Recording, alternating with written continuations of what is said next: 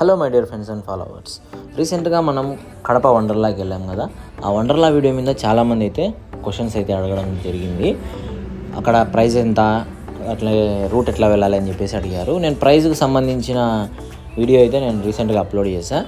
ఇప్పుడు రూట్ ఏ విధంగా వెళ్ళాలి అని చెప్పేసి ఈ వీడియోలో అయితే ఎక్స్ప్లెయిన్ చేస్తాను మీకు.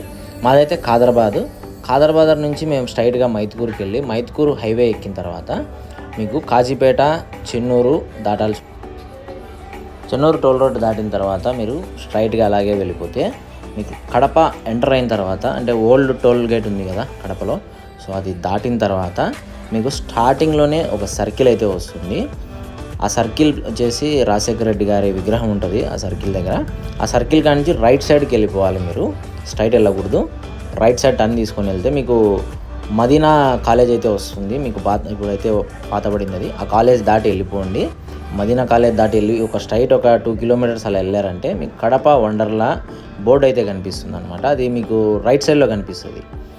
ఆ బోర్డు కాంచి మీరు రైట్ తీసుకొనేసి స్ట్రైట్గా 1 కిలోమీటర్ రావాల్సి ఉంటుంది. వచ్చిన తర్వాత మీకు ఇక్కడ వండర్లా అయితే వచ్చేస్తుంది. సో అది ఫ్రెండ్స్ వండర్లాకి వెళ్ళే రూటు. ఓకే, ఈ వీడియో కింతే. Bye bye.